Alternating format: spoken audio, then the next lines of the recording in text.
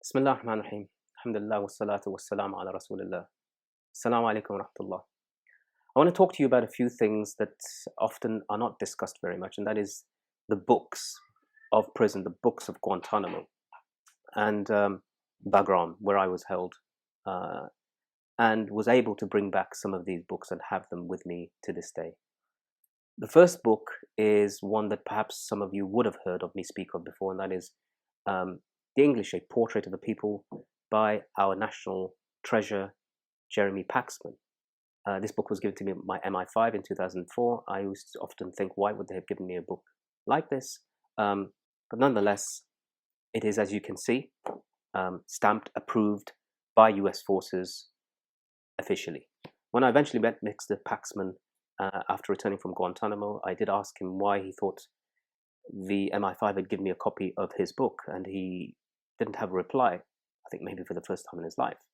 But shortly afterwards, he quipped and said that I don't know why they gave you a copy of my book, but that's evidence of torture right there. The next book I want to mention is something that is quite popular, well known as the anti-war novel of our times. It's Catch-22 by Joseph Heller. It is described as vulgarly, savagely, bitterly funny, a dazzling performance, and written with brilliance, echoes of mad laughter, and magnificent. And yet it is the anti-war novel of our times. What's odd about this book is that it was given to me by somebody who was brought up for detainee abuse charges, first in Bagram and then in Abu Ghraib, where he went after the Guantanamoization of Iraq had begun.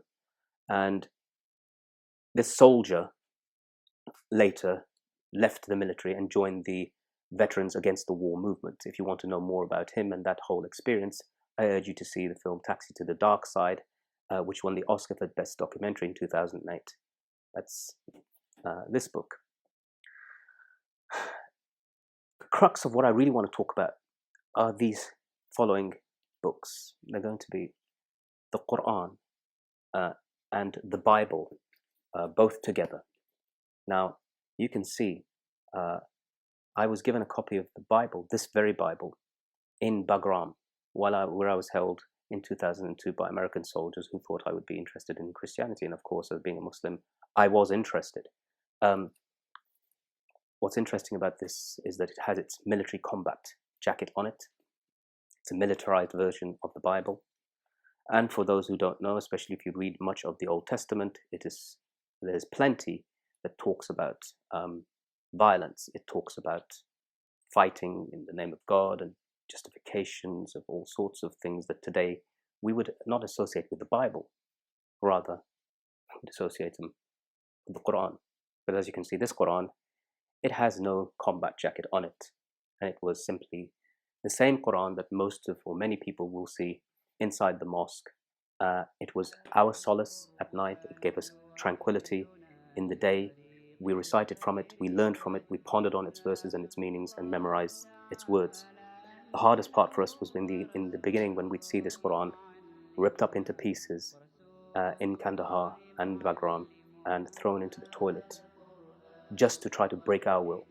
So we would often respond after having sometimes returned from interrogations and find that our Quran had vulgarities written into it, or boot prints were in it, or spit marks in it. We'd ask the Americans to take back the Quran because we didn't want to be a justification for its desecration, desanctification. But it didn't mean that we stopped learning the Quran. Those who had memorized the Quran taught those who didn't. And we practiced in the way of Muhammad al-Nabi al-Ummi, the unlettered prophet who could not read or write, yet he taught his companions from what he had learnt. And eventually, as we all know, the Quran was put into a book form because the memorizers of the Quran were being killed because they came to the defense of its very words. So the Quran was something that was widely memorized, whether there was a physical book there present or not. There is one final irony, if that's what I could call it, and that is that I was given a book, again in Guantanamo, called Spanish at a Glance. Now, the American soldiers in Guantanamo are not particularly all Spanish speaking. There are some Spanish speaking soldiers there, Hispanics from Latin America and from Puerto Rico. But as you know, Cuba is a Spanish speaking place.